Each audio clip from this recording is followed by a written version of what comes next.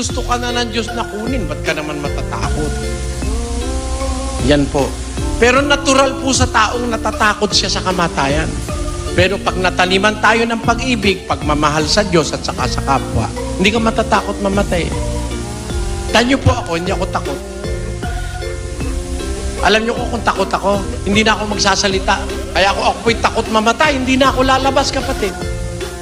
Na-under surveillance ako eh.